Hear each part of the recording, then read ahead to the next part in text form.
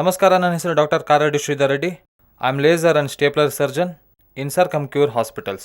ನಮಸ್ಕಾರ, ನನ್ನ ಹೆಸರು ಡಾಕ್ಟರ್ ಕಾರಡಿ ಶ್ರೀಧರ್ ರೆಡ್ಡಿ. ನಾನು stapler and laser surgeon in treatment range hospital, KPHP colony, Kukatpally, Hyderabad.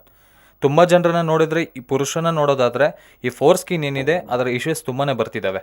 ಈ ಫೋರ್ ಸ್ಕಿನ್ ಇಶ್ಯೂಸ್ ಅಂದರೆ ಏನು, ಅಸಲಿಗೆ ಈ ಫೋರ್ ಸ್ಕಿನ್ ಪ್ರಾಬ್ಲಮ್ ಯಾರಿಗೆಲ್ಲ ಬರುತ್ತೆ, ಈ ಫೋರ್ ಸ್ಕಿನ್ ಇಶ್ಯೂಸ್ ಬಂದಾಗ ಯಾವ ಥರ ಶಸ್ತ್ರಚಿಕಿತ್ಸೆಗಳು ಅವೈಲೇಬಲ್ ಆಗಿವೆ ನಮ್ಮ ಮಾರ್ಕೆಟ್ನಲ್ಲಿ, ಹಾಸ್ಪಿಟಲ್ನಲ್ಲಿ ಯಾವ ರೀತಿ ಶಸ್ತ್ರಚಿಕಿತ್ಸೆ ಮಾಡಿಸ್ಕೊಂಡ್ರೆ ಏನಂತಾರೆ ತುಂಬ ಈಸಿಯಾಗಿ ಆಗೋಗುತ್ತೆ ಅನ್ನೋದನ್ನು ನಾವು ಇವತ್ತು ತಿಳಿಸ್ಕೊಡ್ತೀವಿ. ಸೊ ತುಂಬ ಜನ ಪುರುಷರನ್ನ ನೋಡೋದಾದರೆ ಫೋರ್ ಸ್ಕಿನ್ ಏನಿದೆ, ಅಂಗದ ಮುಂದೆ ಇರುವ ಚರ್ಮ ಏನಿದೆ ಅದನ್ನೇ ನಾವು ಫೋರ್ ಸ್ಕಿನ್ ಅಂತೀವಿ. ಇದನ್ನೇ ಪ್ರೊಫ್ಯೂಸ್ ಸ್ಕಿನ್ ಅಂತೀವಿ. ಈ ಸ್ಕಿನ್ ಏನಿದೆ, ಆ ಸ್ಕಿನ್ ಅನ್ನೋದನ್ನು ಹಿಂದಕ್ಕೆ ಮುಂದಕ್ಕೆ ಈಸಿಯಾಗಿ ಮೂವ್ ಆಗ್ತಿರಬೇಕು. ಅಂದರೆ ಮುಂದೆ ಅಂಗದ ಮುಂದಿನ ಭಾಗ ಹಿಂದಕ್ಕೆ ಮುಂದಕ್ಕೆ ಈಸಿಯಾಗಿ ಮೂವ್ ಆಗ್ತಾ ಇರಬೇಕು. ಅದನ್ನೇ ನಾವು ನಾರ್ಮಲ್ ಅಂತ ಹೇಳ್ತೀವಿ.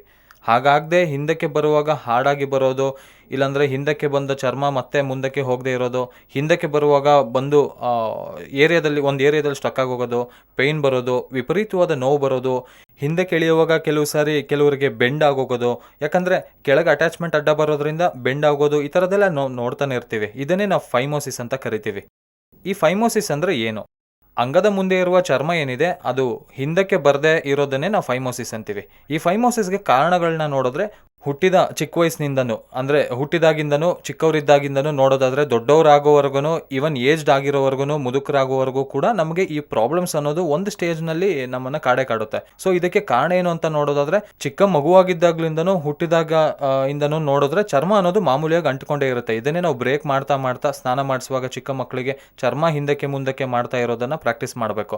ಅಲ್ಲೇನಾದರೂ ಮಿಸ್ ಆಗಿದೆ ಅಂದರೆ ಆ ಚರ್ಮ ಹಾಗೆ ಅಂಟ್ಕೊಂಡು ಮುಂದಕ್ಕೆ ಹಿಂದಕ್ಕೆ ಮೂವ್ ಆಗ್ತಿಲ್ಲ, ಚರ್ಮ ಮುಂದಕ್ಕೆ ಇದು ಬಂದು ಸ್ಟಕ್ ಆಗೋಗುತ್ತೆ, ಹಿಂದಕ್ಕೆ ಬರ್ತಾ ಇಲ್ಲ. ಸೊ ಹೀಗೆ ಹಿಂದಕ್ಕೆ ಮುಂದಕ್ಕೆ ಬರ್ತಾ ಇಲ್ಲ ಅಂದರೆ ಫ್ಯೂಚರ್ನಲ್ಲಿ ಮತ್ತೆ ನಾಳೆ ದೊಡ್ಡವರಾದ ಮೇಲೆ ಕ್ಲೀನಿಂಗ್ ಮಾಡ್ಕೊಳ್ಳೋಕ್ಕಾಗಲಿ ಅಥವಾ ಸಂಭೋಗ ಮಾಡುವಾಗಲಿ ಚರ್ಮ ಹರಿಯೋದು, ಚರ್ಮ ಬೆಂಡ್ ಆಗೋಗೋದು, ಈ ಥರದ್ದೆಲ್ಲ ಸಮಸ್ಯೆಗಳು ನೋಡ್ತಿರ್ತೀವಿ. ಸೊ ಇವನ್ನೆಲ್ಲ ನಾವು ಫೈಮೋಸಿಸ್ ಅಂತೀವಿ. ಇನ್ನೂ ಸ್ವಲ್ಪ ನೋಡೋದಾದರೆ, ಈ ಫೈಮೋಸಿಸ್ಗೆ ಮುಖ್ಯ ಕಾರಣ ಈಗಿರೋ ಇಂಡಿಯಾದಲ್ಲಿ ನೋಡೋದಾದರೆ, ಮುಖ್ಯ ಕಾರಣ ಅಂದರೆ ನನಗೆ ಬರೋ ಪೇಷಂಟ್ಸ್ನಲ್ಲಿ 80% ನೋಡೋದಾದರೆ ಡಯಾಬಿಟಿಸ್ ಇರೋರಿಗೆ ಹೆಚ್ಚು ಪ್ರಾಬ್ಲಮ್ಸ್ ಬರ್ತಿದೆ ಅಂತ ಹೇಳ್ಬೋದು. ಈ ಡಯಾಬಿಟಿಸ್ ಬಂದಿರೋ ಪೇಷಂಟ್ಸ್ಗೆ ಮುಂದೆ ಇರುವ ಚರ್ಮ ಏನಿದೆ ಅದು ಮುಂದಕ್ಕೆ ಹಿಂದಕ್ಕೆ ಹೋಗದೇ ಇದ್ದರೆ ನಾವು ಅದನ್ನು ಫೈಮೋಸಿಸ್ ಅಂತ ಕರಿತೀವಿ. ಈ ಫೈಮೋಸಿಸ್ನ ಸಮಸ್ಯೆ ಏನಾದರೂ ಶುಗರ್ ಇರೋ ಪೇಷಂಟ್ಸ್ನಲ್ಲಿ ಗಮನಿಸಿದರೆ ಇದನ್ನು ಬೆಲನೈಟಿಸ್ ಆ್ಯಂಡ್ ಬೆಲನೋಪಾಸಿಟಿಸ್ ಅಂತ ಕೂಡ ಕರಿತೀವಿ. ಸೊ ಈ ಬೆಲನೈಟಿಸ್ ಆಗಲಿ, ಬೆಲನೋಪಾಸಿಟಿಸ್ ಆಗಲಿ, ಫೈಮೋಸಿಸ್ ಆಗಲಿ, ಇದು ಯಾವುದಾದ್ರೂ ಸರಿ, ಈ ಚರ್ಮ ಮುಂದಕ್ಕೆ ಹಿಂದಕ್ಕೆ ಬರದೇ ಇರೋದನ್ನೇ ಅಸಲಿಗೆ ಏನು ಕಾಂಪ್ಲಿಕೇಶನ್ಸ್ ಆಗುತ್ತೆ ಅಂತ ನೋಡೋದಾದರೆ, ಈ ಚರ್ಮ ಮುಂದಕ್ಕೆ ಹಿಂದಕ್ಕೆ ಬರದೇ ಇರೋದ್ರಿಂದ ಕ್ಲೀನಿಂಗ್ ಫಸ್ಟ್ ಪಾಯಿಂಟ್ ಕ್ಲೀನಿಂಗ್, ಈ ಕ್ಲೀನಿಂಗ್ ಮಾಡ್ಕೊಳ್ಳೋಕ್ಕೆ ತೊಂದರೆ ಆಗುತ್ತೆ. ಯಾಕಂದರೆ ಚರ್ಮನ ಹಿಂದಕ್ಕೆ ಎಳೆದಾಗ ಆ ಏರಿಯಾನಲ್ಲಿ ಶುಭ್ರ ಮಾಡಿಕೊಂಡ್ರೆ ನಮಗೆ ಯಾವುದೇ ಥರ ರೋಗ ಆಗಲಿ, ಯಾವುದೇ ರೀತಿ ಇಚ್ಚಿಂಗ್ ಆಗಲಿ, ಯಾವುದೇ ಫೌಲ್ ಸ್ಮೆಲ್ ಆಗಲಿ, ಯಾವುದೇ ಬಿಳಿಯ ಪದಾರ್ಥ ಅಂಟಂಟಾಗಿ ಬರೋ ಅಂಥದ್ದನ್ನೆಲ್ಲ ಬರದೇ ಇರುತ್ತೆ.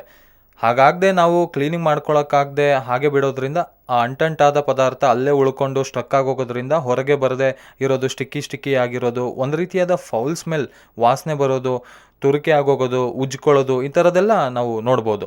ಸೊ ಫಸ್ಟ್ ಪಾಯಿಂಟ್ ನೋಡೋದಾದರೆ, ಈ ಫೈಮೋಸಿಸ್ ಚರ್ಮ ಹಿಂದಕ್ಕೆ ಬರದೇ ಇದ್ದರೆ ಆಗೋ ನಷ್ಟ ಏನಂದರೆ ಕ್ಲೀನಿಂಗ್ ಮಾಡ್ಕೊಳ್ಳೋಕ್ಕಾಗಲ್ಲ. ಎರಡನೇ ನಷ್ಟ ನೋಡೋದಾದರೆ, ನಾಳೆ ಮದುವೆ ಆದಮೇಲೆ ಸಂಭೋಗ ಮಾಡುವಾಗ ಚರ್ಮ ಹಿಂದಕ್ಕೆ ಫ್ರೀಯಾಗಿ ಬರದೇ ಇದ್ದಾಗ ಅದರಿಂದ ಕೆಲವರಿಗೆ ಚರ್ಮ ಹರಿದು ಹೋಗಿ ಬ್ಲೀಡಿಂಗ್ ಆಗೋಗೋದು, ವಿಪರೀತವಾದ ಪೇಯ್ನ್ಫುಲ್ ಇಂಟರ್ಕೋರ್ಸ್ ಅಂತೀವಲ್ಲ, ಸಂಭೋಗ ಅನ್ನೋದು ತುಂಬ ನೋವಿನಿಂದ ಕೂಡಿರುತ್ತೆ. ಈ ಥರದ್ದೆಲ್ಲ ನಾಳೆ ಸಂಭೋಗ ಮಾಡಿದ ಚರ್ಮ ಕಟ್ಟಾಗೋಗೋದು, ಇಂಥದ್ದು ನಡೆದಾಗ ಅವರಿಗೆ ಟೆಂಪ್ರರಿಯಾಗಿ ಮನಸ್ಸಲ್ಲಿ ಒಂದು ರೀತಿಯಾದ ಭಯ, ಮತ್ತೆ ಪ್ರಯತ್ನ ಮಾಡಿದರೆ ಎಲ್ಲಿ ನನ್ನ ಚರ್ಮ ಕಟ್ಟಾಗೋಗುತ್ತೋ ಮತ್ತೆ ಬ್ಲೀಡಿಂಗ್ ಆಗುತ್ತೋ ಅನ್ನೋ ಭಯದಲ್ಲೇ ಅವರು ಸಂಕಷ್ಟ ಅನುಭವಿಸ್ತಾ ಇರ್ತಾರೆ. ಅಂಥವ್ರಿಗೆ ಟೆಂಪ್ರರಿಯಾಗಿ ಡಿಪ್ರೆಷನ್ ಕೂಡ ಬರ್ಬೋದು. ಅದರಿಂದ ಎರೆಕ್ಟೈಲ್ ಡಿಸ್ಫಂಕ್ಷನ್ ಕೂಡ ಶುರು ಆಗುತ್ತೆ. ಸೊ ಈ ರೀತಿಯಾಗಿ ನೋಡ್ಕೊಳ್ಳೋದಾದರೆ, ಇಷ್ಟೇ ಅಲ್ಲದೆ ಹೀಗೆ ಬಿಡೋದ್ರಿಂದ ಒಳಗೆ ಸ್ಮೆಗ್ಮಾ ಅನ್ನೋದು ಹೆಚ್ಚಾಗುತ್ತೆ. ಹೈಜಿನಿಕ್ ಆಗಿ ಇಟ್ಕೊಳ್ಳೋಕ್ಕಾಗದೆ, ಶುಭ್ರವಾಗಿ ಇಟ್ಕೊಳ್ಳೋಕ್ಕಾಗದೆ ಅದು ಹಾಗೆ ಉಳಿದೋಗಿ ಮೆಲ್ಲಗೆ ಅದೊಂದು BXO ಆಗಿ ಕನ್ವರ್ಟ್ ಆಗುತ್ತೆ. ಬೆಲನೈಟಿಕ್ ಝೀರೋಟಿಕ್ ಆಬ್ಲಿಟರೆನ್ಸ್ ಅಂತ ಕರಿತೀವಿ.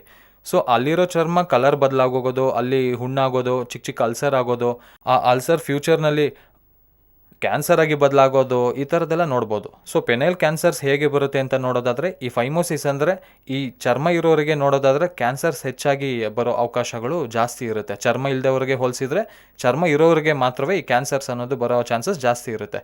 ಸೊ ಈ ರೀತಿಯಾದ ಬೆನಿಫಿಟ್ಸ್ ನೋಡ್ಕೊಳ್ಳೋದಾದರೆ, ಈ ಫೈಮೋಸಿಸ್ ಆಗಲಿ, ಬೆಲನೈಟಿಸ್ ಆಗಲಿ, ಬೆಲನೋಪಾಸಿಟಿಸ್ ಆಗಲಿ, ಯಾವ್ದು ಬಂದರೂ ಸರಿ, ನಮಗೆ ಇದಕ್ಕೆ ಅಲ್ಟಿಮೇಟ್ ಆಗಿ ಶಸ್ತ್ರಚಿಕಿತ್ಸೆ ಏನಂದರೆ ಸರ್ಕಮ್ಸಿಷನ್, ಅಂದರೆ ಸುಂತಿ ಆಪ್ರೇಷನ್. ಇದನ್ನೇ ನಾವು ಕಥನ ಅಂತ ಕೂಡ ಕರಿತೀವಿ. ಸೊ ಈ ಸುಂತಿ ಆಪರೇಷನ್ನಲ್ಲಿರೋ ವಿಧಾನಗಳನ್ನು ಕನ್ವೆನ್ಷನಲ್ ಮೆಥಡ್ ಅಂತೀವಿ. ಕನ್ವೆನ್ಷನಲ್ ಮೆಥಡ್ ಏನಂದರೆ ಚರ್ಮನ ತೆಗೆಯೋ ಓಪನ್ ಟೆಕ್ನಿಕ್ ಅಂತ ಹೇಳ್ತೀವಿ. ಕಟ್ ಮಾಡ್ತೀವಿ, ಕಟ್ ಮಾಡೋದು, ಹೊಲಿಗೆ ಹಾಕೋದು, ಈ ಥರ ಮಾಡಬೇಕಾಗುತ್ತೆ. ಎರಡನೇ ಮೆಥಡ್ ನೋಡಿದ್ರೆ ಲೇಸರ್ನಲ್ಲಿ ಕಟ್ಟಿಂಗ್ ಅನ್ನೋದು ಸಿಸರ್ ಬದಲಿಗೆ ಲೇಸರ್ನಲ್ಲಿ ಕಟ್ ಮಾಡ್ತೀವಿ, ಬಟ್ ಟೆಕ್ನಿಕ್ ಸೇಮ್. ಅದರಲ್ಲೂ ಹೊಲಿಗೆ ಹಾಕಬೇಕಾಗುತ್ತೆ, ಅದು ಹೀಲ್ ಆಗೋದಕ್ಕೆ ತುಂಬ ಟೈಮ್ ಹಿಡಿಯುತ್ತೆ. ಹಾಗಾಗಿ ಇವೆರಡು ಫೇಲ್ಯೂರ್ ಟೆಕ್ನಿಕ್ ಅಂತ ಹೇಳ್ಬೋದು. ಮೂರನೇದು ನೋಡೋದಾದರೆ ಅಲ್ಟಿಮೇಟ್ ಟೆಕ್ನಿಕ್ ಏನಂದರೆ ಸ್ಟೇಪ್ಲರ್ಸ್. ಈ ಸ್ಟೇಪ್ಲರ್ಸ್ ಏನಂದರೆ ಅತ್ಯಾಧುನಿಕವಾದ ಸ್ಟೇಪ್ಲರ್ಸ್ನ ನಾವು ಆ ಏರಿಯಾನಲ್ಲಿ ಪಿನ್ಸ್ ಅಂದರೆ ಆ ಸ್ಯೂಚರ್ ಬದಲು ನಾವು ಪಿನ್ಸ್ ಉಪಯೋಗಿಸೋದ್ರಿಂದ ಕಾಸ್ಮೆಟಿಕ್ ರಿಸಲ್ಟ್ಸ್ ಆಗ್ಬೋದು, ಇಲ್ಲಾಂದರೆ ಕಂಪ್ಲೀಟ್ ಪೇನ್ಲೆಸ್ ಸರ್ಜರೀಸ್ ಆಗ್ಬೋದು, ಇಲ್ಲಾಂದರೆ ಬ್ಲಡ್ಲೆಸ್ ಆಗ್ಬೋದು, ಇಂಥದನ್ನ ನಾವು ಮಾಡೋದಕ್ಕೆ ಸಾಧ್ಯ ಆಗುತ್ತೆ. ಸೊ ಈ ಸ್ಟೇಪ್ಲರ್ ಹೊಡೆಯೋದ್ರಿಂದ ಪೇಷಂಟ್ ವಿತಿನ್ ಹಾಫ್ ಆನ್ ಅವರ್ನಲ್ಲಿ ಡಿಸ್ಚಾರ್ಜ್ ಮಾಡಿ ಕಳಿಸ್ತೀವಿ. ಪೇಷಂಟ್ ಇಮಿಡಿಯೇಟ್ ಆಗಿ ತನ್ನ ಕೆಲಸಕ್ಕೆ ತಾನು ಹೋಗ್ಬೋದು. ಆ್ಯಂಡ್ ಈ ರಿಂಗ್ ಏನಿದೆ ಸಿಲಿಕಾನ್ ರಿಂಗ್ ಅಂತ ಹೇಳ್ತಿರ್ತೀವಿ. ಪಿನ್ಸ್ಗೂ ಸ್ಕಿನ್ಗೂ ಮಧ್ಯದಲ್ಲಿ ಸಿಲಿಕಾನ್ ರಿಂಗ್ ಇರುತ್ತೆ. ಹಾಗಾಗಿ ಆ ಸಿಲಿಕಾನ್ ರಿಂಗ್ ಕೂಡ ನಮಗೆ 10 ದಿನದಲ್ಲಿ ಬಿದ್ದು ಹೋಗೋದ್ರಿಂದ ನಮ್ಗೆ ಯಾವುದೇ ಥರ ಕಷ್ಟ ನಷ್ಟ ಆಗ್ದಂಗೆ ಈಸಿಯಾಗಿ ಹೀಲ್ ಆಗೋಗುತ್ತೆ. ಅದರಿಂದ ಕಾಸ್ಮೆಟಿಕ್ ರಿಸಲ್ಟ್ಸ್ ಕೂಡ ಚೆನ್ನಾಗಿರುತ್ತೆ. ಅಲ್ಲದೆ ಮೇಜರ್ ಅಡ್ವಾಂಟೇಜ್ ಏನಂತ ನೋಡೋದಾದರೆ ಇದರಲ್ಲಿ ಯಾವುದೇ ಥರ ಡ್ರೆಸ್ಸಿಂಗ್ ಅಗತ್ಯ ಇಲ್ಲ. ಜಸ್ಟ್ ಸ್ನಾನ ಮಾಡುವಾಗ ನೀರು ಹಾಕಿ ಉಜ್ಜಿ ತೊಳ್ಕೊಂಡ್ರೆ ಸರಿ ಹೋಗುತ್ತೆ. ಸೊ ಈ ಸ್ಟೇಪ್ಲರ್ ಅನ್ನೋದು ಅತ್ಯಾಧುನಿಕ ಶಸ್ತ್ರಚಿಕಿತ್ಸೆ. ಇದನ್ನು ನಾವು ಟ್ರೀಟ್ಮೆಂಟ್ ರೇಂಜ್ ಹಾಸ್ಪಿಟಲ್ನಲ್ಲಿ ಕಳೆದ 5 ಇಯರ್ಸ್ನಿಂದ ಮಾಡ್ತಿದ್ದೀವಿ. 25,000 ಸರ್ಕಮ್ ಸರ್ಜರೀಸ್ವರೆಗೂ ಮಾಡಿದ್ದೀವಿ. ಇದರಲ್ಲಿ ಅಪಾರವಾದ ನಾಲೆಜ್ ಅನ್ನೋದು ಇದರಲ್ಲಿ ನಾವು ಗೇನ್ ಮಾಡ್ಕೊಳ್ತಾ ಬಂದಿದ್ದೀವಿ.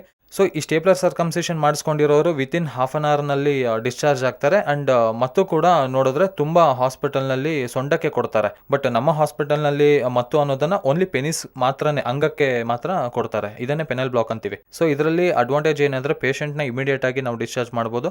ಯಾವುದೇ ಥರ ಪತ್ತೆ ಆಗಲಿ ಬೇರೇನೂ ಇಲ್ದಂಗೆ ಪೇಷಂಟ್ನ ಡಿಸ್ಚಾರ್ಜ್ ಮಾಡ್ಬೋದು. ಸೊ ಈ ರೀತಿಯಾದ ನಾನು ಹೇಳಿದ ಸಿಂಪ್ಟಮ್ಸ್ ಯಾರೆಲ್ಲಾದರೂ ಕಂಡು ಬಂದರೆ ಅವರಿಗೆ ಫೈಮೋಸಿಸ್ ಇದೆ ಅಂತ ಅರ್ಥ. ಈ ಫೈಮೋಸಿಸ್ಗೆ ಅಲ್ಟಿಮೇಟ್ ಪರ್ಮನೆಂಟ್ ಶಸ್ತ್ರಚಿಕಿತ್ಸೆ ಏನಂದರೆ ನಾವು ಅದಕ್ಕೆ KSR ಸ್ಟೇಪ್ಲರ್ಸ್ ಏನು ನಮ್ಮ ಹಾಸ್ಪಿಟಲ್ನಲ್ಲಿ ಅವೈಲಬಲ್ ಇದೆಯೋ, KSR ಸ್ಟೇಪ್ಲರ್ಸ್ ಇದು ನಮ್ಮ ಹತ್ರ ಮಾತ್ರನೇ ಅವೈಲಬಲ್ ಆಗಿರುತ್ತೆ. ಸೊ KSR ಬಳಸಿ ಮಾಡಿಸ್ಕೊಂಡ್ರೆ ಮಾತ್ರ ಸ್ಟೇಪ್ಲರ್ಸ್ ತುಂಬ ಫ್ರೀ ಆಗಿರುತ್ತೆ. ಆ್ಯಂಡ್ ಯಾವುದೇ ಥರ ಕಾಂಪ್ಲಿಕೇಶನ್ಸ್ ಕೂಡ ಕಂಡು ಬರಲ್ಲ. Thank you very much.